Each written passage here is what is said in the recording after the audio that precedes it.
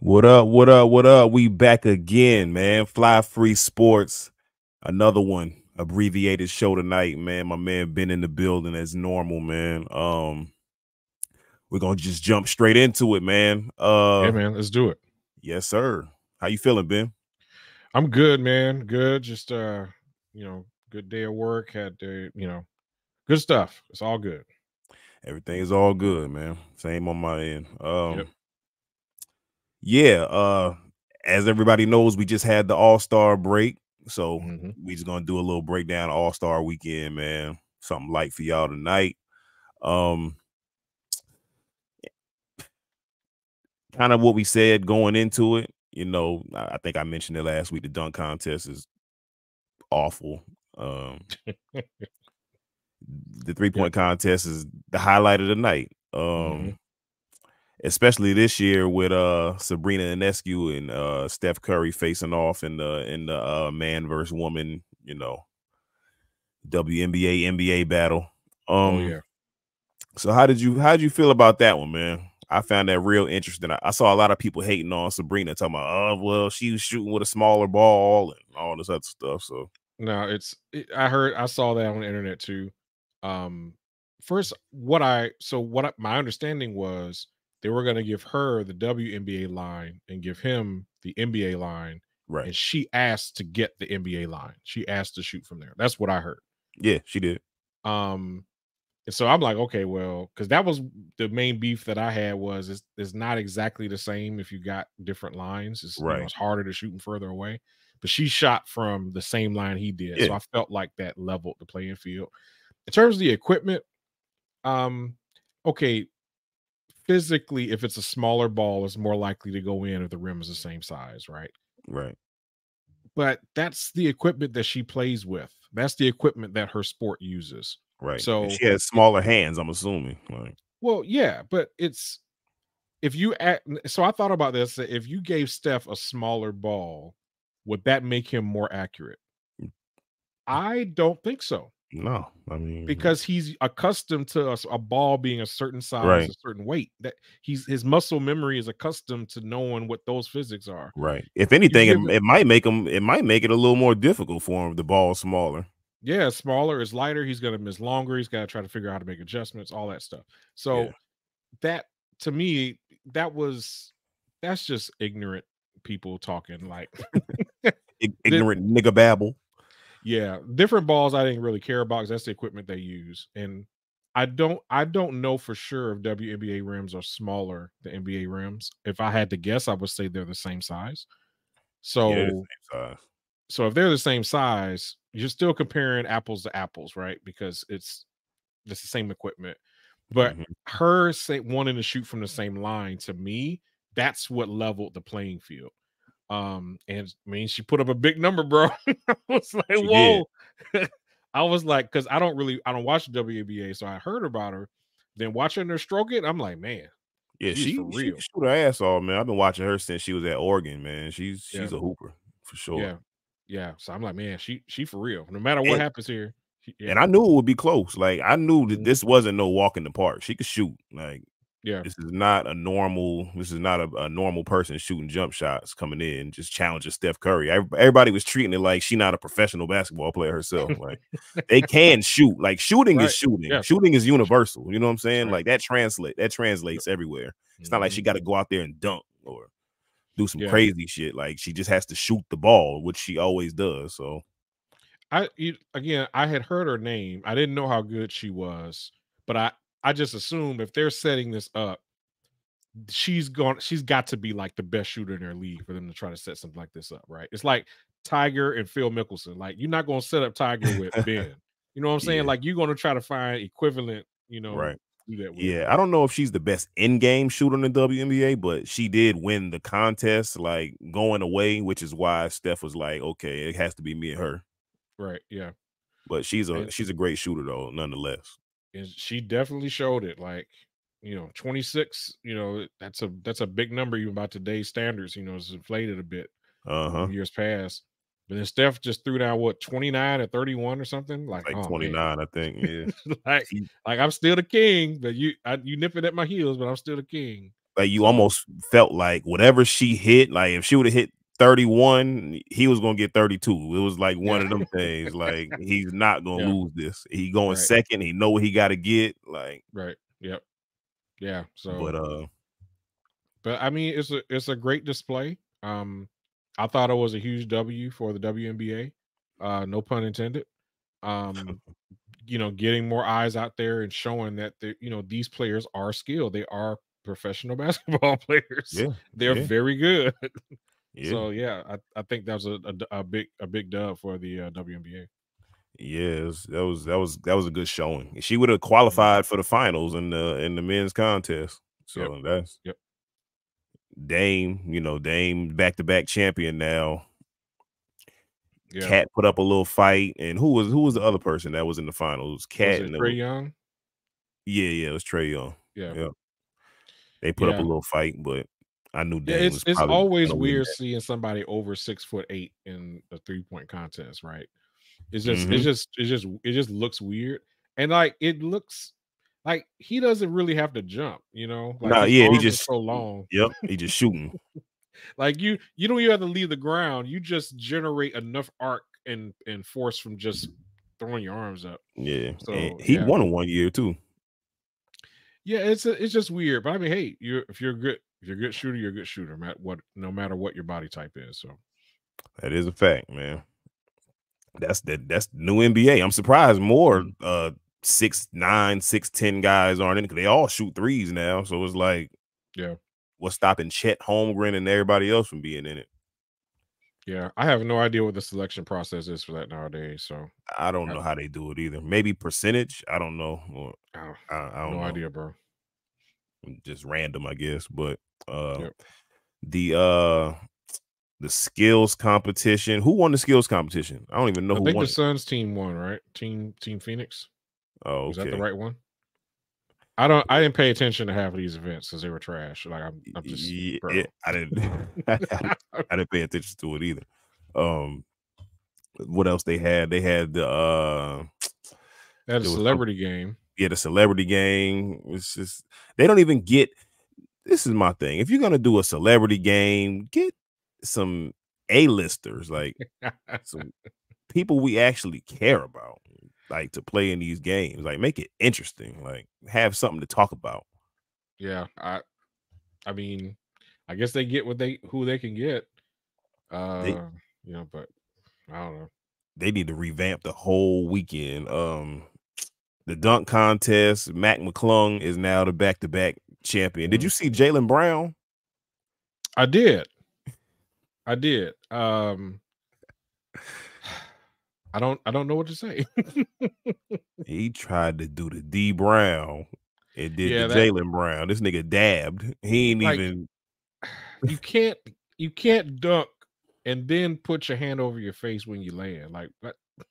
Nigga sneezed. I don't understand. Yeah, I'm just like I don't get it. Like I don't understand. Like Mac was the only one to me that tried to try to innovate at all, like to show any kind of real like creativity. Like Obi Toppin's brother was all right though. I think he should have been in the finals. Actually, Obi Toppin's brother. I don't know his name, but I just know that's Obi Toppin's brother. Yeah, I mean he got the point of dunks aren't just about acrobatics in the air, like innovative moves. It's also about the sound of the dunk, like how much force you're delivering the dunk with, right? That's how Harold Miner won the dunk contest, was the amount of force, right, that he applied.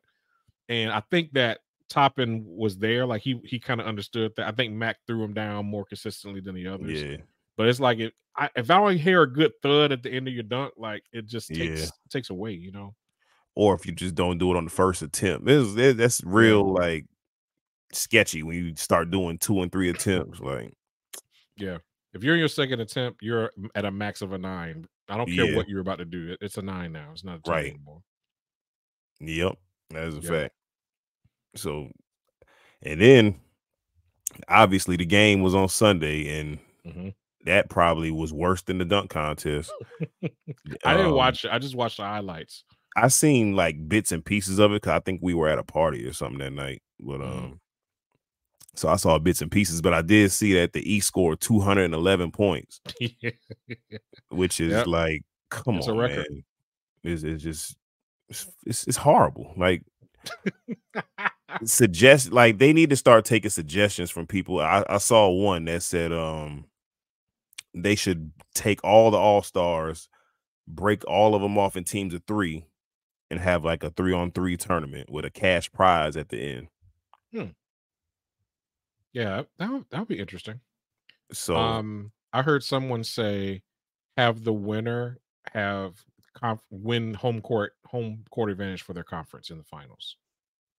I thought that was interesting because baseball, I don't know if baseball still does that, but baseball, that's how they decided it. They, for a while, they said the winner of the All-Star game gets home field advantage. So I don't know if they still do it like that, but I know they did switch to that at one point. So I thought that was an interesting way to get a compelling game. But I think it's very interesting, but I think it'll cause problems when you have a 1 seed have to go on the road against a 5 or something like that. Like I'm like 10 games better than you, but but if you made it to the finals, yeah, I mean, because some teams, they get hot, like last year, like Miami, they weren't supposed to be in the finals. Could you imagine them having home court over Denver in that scenario? That'd be kind of crazy. Like, yeah, touche. That's a good point. So it'll work until then, though. I mean, I like the idea. Anything to spruce the shit up and make it watchable. Like, I'm all for it. Like, but they got to start taking some suggestions, though. Yeah, I would be interested in researching other sports outside of the Big Four and what they do with their All-Star games. Like, I will want to know more about like European football, like the Premier League. Do they have an All-Star game, and how do they treat it? Because you think NBA salaries are ridiculous, man. They got billions tied up in those players over there. Yeah. So there's a huge incentive for them not to be on that pitch if they don't have to be. Like, is there a MLS All-Star game? I'm sure there is. I have no idea. I would assume so. I have no idea. Because I think the only competitive All-Star game really is baseball. It's not a extremely physical sport. They're less worried about getting hurt and stuff like that. Yeah, they already took the Pro Bowl away in the NFL. Yep. And the NBA is on the verge. Like, it feels like in the next couple years, the All-Star game won't be a thing. I feel like it's trending that way. I think what they should do is, so football, like in the 90s, I don't know if you remember like NFL's Fastest Man. There will be all these like one-off competitions. Bench press. Like, I think they should bring that back. Like, okay, let's see who really is the fastest. Is Tyreek really the fastest man in the land? The answer is yes, he is. But we're gonna run this 40 anyway. Right? People will pay it. People will sit down and watch that. And to me, that's more entertaining. Like, we get to see the stuff that we want to see, like who's the fastest man in the NFL. That matters. Right. Like, we want to see that. Yeah. And Tyreek ain't risking nothing running a 40, right? No. So like you said, you do a bench press or some type of like physical competition where they've got to, hit the tackle machine, and how far can they push the iron all the way across? Like, that will be some really good stuff. Kickers. I would love to sit and just watch kickers. Like, see who had the most range. Punters, like coffin kicks and all that shit you could do in Madden. Like, I want to see real punters do that. But they used to have that, though. Remember, like, they had the quarterback competition where they hit the targets and do all that stuff, the deep pass and who throw the ball the farthest and all that stuff. Like, they used to have that. They need to bring all that back. Yeah, I agree. That's what it should be. It should be like a multi, it can be multi days if you need it to be, but a whole bunch of different disciplines and events where people can showcase their skills, and you have to be invited to the Pro Bowl or earn a spot in order to go out there and showcase your skills. So man, that's it right there for, well, at least for football, for sure. Like, they could do the same thing with basketball. Yeah, you absolutely could. Although, I mean, what other skills would we introduce? All everybody does is shoot threes now. It'd be hard. Like, I mean, you could do like your passing drills and stuff like that. Dribbling drills. I mean, they could do all kind of stuff. I mean, you could come up with events like, they could do like almost like a Simon Says, where they show like a like an AI bot in a particular dribble pattern, and they got players out there to see how closely they can replicate the dribble pattern. That would be interesting to watch. See how people good are with the dribbling and stuff like that. Or 1-on-1 or something, man. Like, yeah. I just don't know. Like when you hear players talk about the All-Star game, they really talk about it like it's a vacation. Like it's just time off for us to be off doing whatever. Because it is. I mean, yeah, and so I can't blame that. At least the veterans aren't going to be super motivated to really do anything other than to look good in the All-Star game and not get injured. Right. So I kind of understand that this is like the start of kind of a vacation or a really long season for them. But I still think, and maybe that means that the timing of the game needs to be different. Maybe it doesn't need to be mid-season. Maybe it needs to be at the end of the season, like football. You know, so there's some different options there. I don't think they'll ever move it to off season, but that may be an idea. Like at the end of the season, that might work, because it's not like football. It's less physical than football. That's why they don't play the game. That's why they don't play the Pro Bowl no more, because people be getting hurt and stuff like that. But I think with basketball, I think they would be less, worried about injuries if it were at the end of the year, especially for the guys who not playing, deep in the playoffs. Yeah. So I don't think it'll ever move, because I think just the convenience of being able to basically get a commercial for the NBA right after football season ends, I think that's just too strategic from a media standpoint for them to move it. Plus, I think it's like they sandwich it perfectly between like the Super Bowl and the Daytona 500, like, or maybe it was the same weekend, but it was it's in that's a strategic time, because everybody's trying to get their eyes in and get their chips in before baseball starts, because once baseball preseason starts, now that's a huge cohort, right? So I'm just over the All-Star weekend, man. This shit is it's horrible. It's horrible, man. Yeah, a lot of, like I said, a lot of it I didn't watch. I just went back and watched the highlights so that I could at least react to what actually happened and be informed on it. But a lot of it I didn't even watch. And nothing really happened. Like, I mean, this is the easiest review ever. Nothing happened. Nothing happened. nothing at all. Like, we spent 18 minutes to tell you nothing happened. Hey, yeah, that's it. let's get into it, man. Yeah. I got 4 2v2s for you. All right. Good ones though. These are bangers, like 4 strong ones. All right. Okay, I'm ready for you. De'Aaron Fox and Luka Doncic versus Ja Morant and Devin Booker. Wow. De'Aaron Fox and Luka versus Ja and Devin Booker. Yes, sir.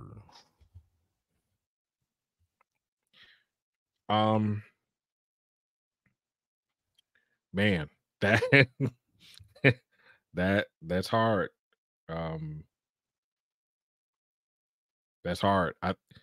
I think slight edge to Ja and Devin Booker, because I think that they will play one possession more defense than the other two. So slight edge to them, was I think they're slightly better defensively. Damn, if Ja and Devin Booker better defensively, that's crazy. Yeah, because Luka don't play no defense. I'm just calling it like I see it, man. De'Aaron Fox defense is straight though. Yeah, he's a good defender, but I just think more consistent defensively. I think those two slight edge for that reason, but nobody's stopping anybody. So I don't even know why we talk about this. That's a lot of speed too between De'Aaron Fox and Ja Morant. That's a ridiculous matchup in a 2v2.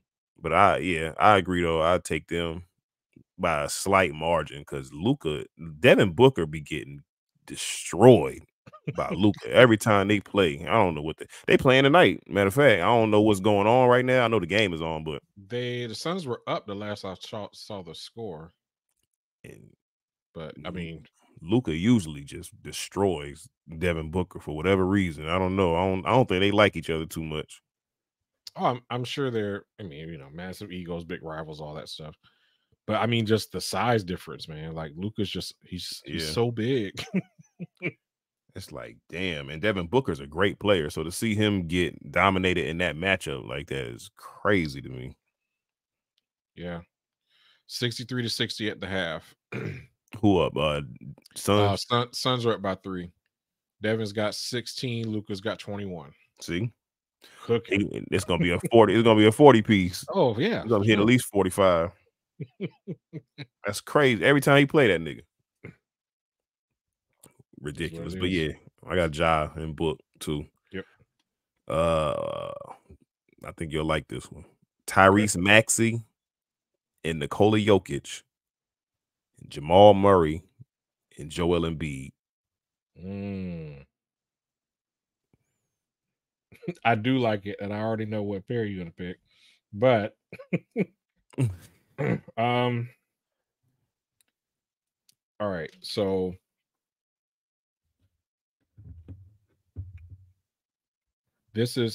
what makes this hard is I would take Jamal Murray over Tyrese Maxey, but I would take Jokic over Embiid. So that's a hard choice to make. But I think it'd have to be Tyrese Maxey and Jokic. I didn't expect that.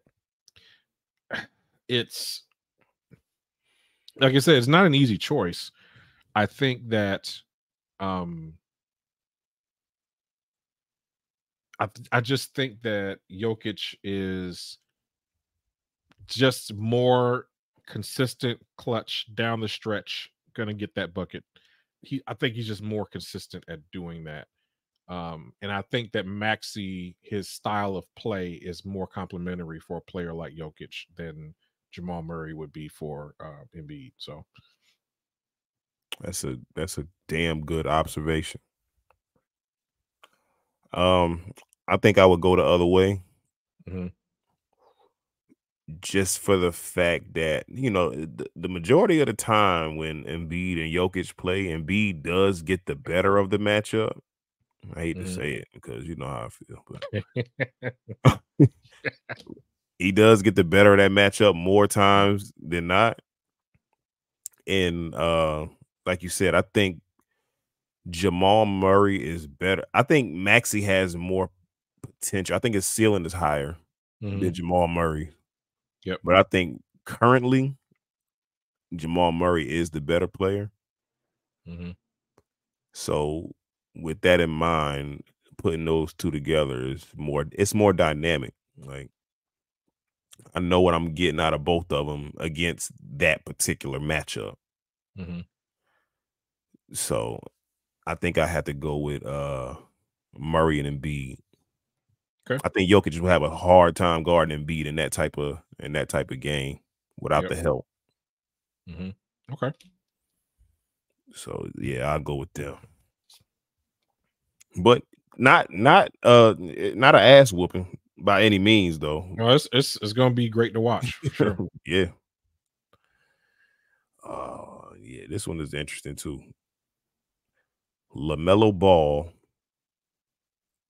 and Kawhi Leonard versus Tyrese Halliburton and Jason Tatum.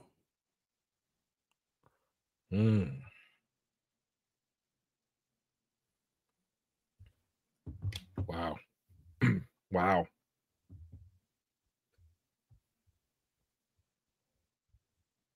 Yeah, because wasn't Halliburton like wasn't he the one that was going off at the first quarter? He had like 15 points in the first quarter or something.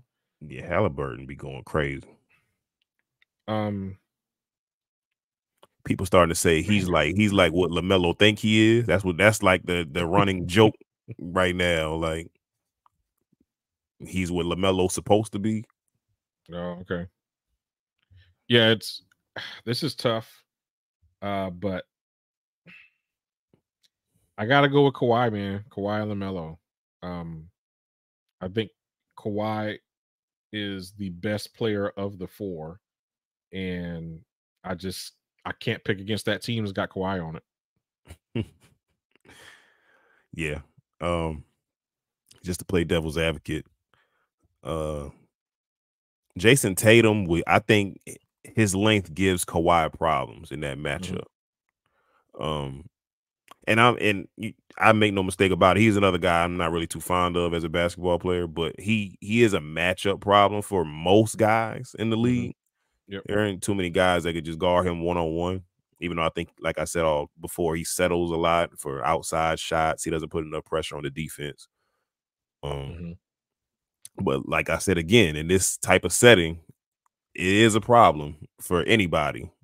Yeah. It's damn near like KD. I'm not saying he's on that level of scoring, but he has that type of length and he can shoot. You know what I mean? So, yep. He would give Kawhi problems in that matchup. LaMelo and Halliburton is damn near a wash, even though I prefer LaMelo's game. I like to watch him more. Halliburton is more he's the much more efficient player by far. Like that's not even a debate. But LaMelo, I think in that situation, he'll thrive. I don't think Halliburton will be able to stay in front of LaMelo. Right. So I said all that devil's advocate shit to say LaMelo and Kawhi would win. So I just had a different way of going, but I had to break it down from that standpoint because this is what people would say. Yeah, sure, makes a lot of sense. So yeah, I go with them. And the last one. All right. I think you'll like this one too. Tony Parker and Allen Iverson against Tim Hardaway and Mahmoud Abdul-Rauf. Oh my God! Yeah. Yep.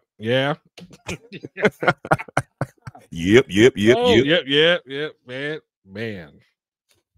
Dangerous. It's dangerous. What Beanie Siegel said is dangerous.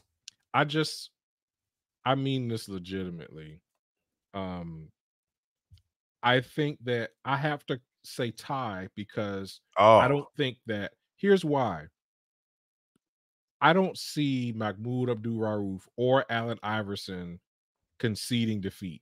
Like if it's 11 games to 10, whoever lost is going to want to play another game, right? Like it just would perpetually go on forever.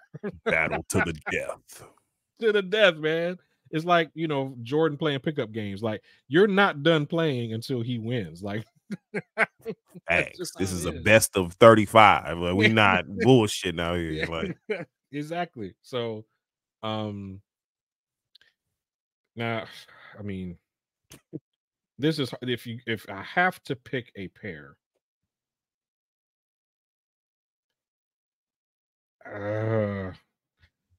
If I have to choose a pair, this is so hard because I was gonna say, okay, well, one team has better 3-point shooting, but then I think Tony Parker is an underrated 3-point shooter.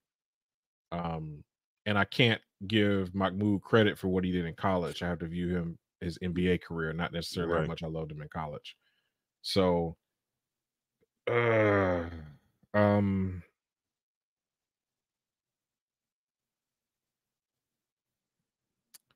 think I will go Tony Parker and Iverson. They're giving up size, obviously, but I don't know. They all about the same height. Tim Hardaway was like 6'3" or something. I mean, he wasn't a big guy. Yeah, but they all in the same ballpark. Yeah, it's not a huge advantage. I just have to look this up now. Because Tony Parker's what 6'2", something like that. Yeah, Tim Hardaway's 6 foot. Yeah, so I mean, they all around the same. I think Tony Parker might be the tallest one out of all of them. Yeah, I know Mahmoud isn't super tall. Mahmoud is 6'1". So yeah, these guys were around the same size. So just Tony Parker is probably the most complete player of the four. Just in terms of just everything that you want a point guard to do, I think he's the most complete point guard of the four.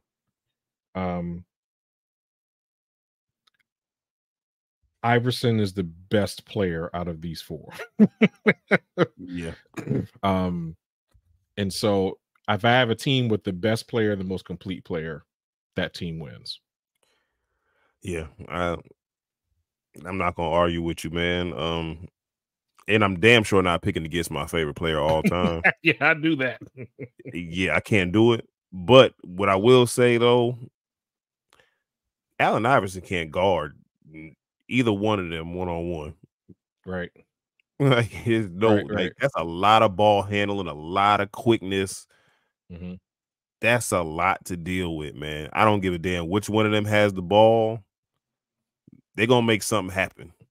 Yeah. They're gonna take turns. That's one of them take turns games. Like, yep. I got it, you got it. I got it, you got it. It's gonna go back and forth the whole time. Yeah. And I don't know who gets the stops. Like, I don't who stops what? I don't know. That's a tough deal. I think, like you said, Tony Parker is probably like the wild card in this. I think defensively, he's probably the best one out of all of them. Mm-hmm. So I think that gives them the edge. And yes, I mean, it's not much like in a 2-on-2 game, it's not much separating these four. Mm-hmm. Yep. So, like you said, the best player kind of has to win overall just because of that. Mm-hmm. So I think that's pretty much what it is, man. AI and Tony Parker got it. That's one of those games. I think of all the matchups we've talked about, that's the 1-2v2 where you could watch that for 30 minutes and there not be a single dunk, and you would think that's the best game you've ever seen in your life. Yeah, because there's all four of those guys are so electric. Oh my god, like so it will be such a great game to watch. I thought you would like that one, man. Oh, don't worry. I'm gonna have your boys in one, your NBA Jam team with with Isaiah Thomas and Joe Dumars. Yes, that's a hard 2v2 to beat. You're gonna have to pay that. You got your work cut out for you. Fuck it, Jordan and Kobe. Now go ahead and lie. Oh, yep. Until next time. Oh, look at the time. It's getting late. Yeah, man. Yeah, man. I'm gonna find a nice matchup for them, a nice comp. We're gonna see. But I'm glad the NBA is back tonight because college basketball has been whooping my ass over the last couple of days. I've been betting on the games, and like last night really pissed me off, and I'm kind of over it. So yeah, I cannot believe LSU hit that damn buzzer beater on Kentucky. Like I'm still pissed off about that today. Like, I had the money, like it was there, like in my hand. When you get a chance, go look at that replay. It's ridiculous. Like the nigga lost he got blocked. Like the clock winding down. He coming down the court. He gets blocked. The ball is up in the air, like it's going towards out of bounds. The guy that got blocked saves it, just throws it up towards the rim. His teammate catches it and puts it in at the buzzer. Like, it's the stupidest shit ever. I'm like, come on, man. That's college basketball, man. Like, yeah, but that's like a month early. You don't usually see stuff like that until March, but yeah, you can tell we getting there for sure. With shit like that happening, it's like, come on, man. This is not real. Like that had to be set up. Yeah, it's magic every year, man. There's at least one magic trick pulled off every year.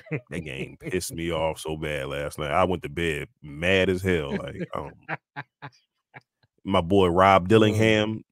Rob Dillingham, that dude is a you know how we just talked about all them guards, Raouf and Tim and Allen Iverson, Tony Parker. He's in that mold. Like Rob Dillingham. When we get off, go on YouTube. Rob Dillingham on Kentucky.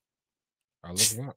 Monster. He needs to be the first pick in the draft for sure. Like I would put him with Wemby on the Spurs. Yep. And just let them just eat. That's what they do. Yeah. But Rob Dillingham, man, that's all right. That's my new favorite player in college right now. Cool. Yeah, I'll check him out for sure. Yeah, so man, like we said, man, we was in and out like a robbery tonight. Yeah, man. Always good to be here. Yes, sir. Yes, sir. We will be back next week. Everybody, like I said before, like, share, subscribe, tell a friend to tell a friend, tell somebody who knows somebody else. This is Fly Free CT. This is Fly Free Sports. My man Ben riding shotgun with me all the time. Yes, sir. And we out.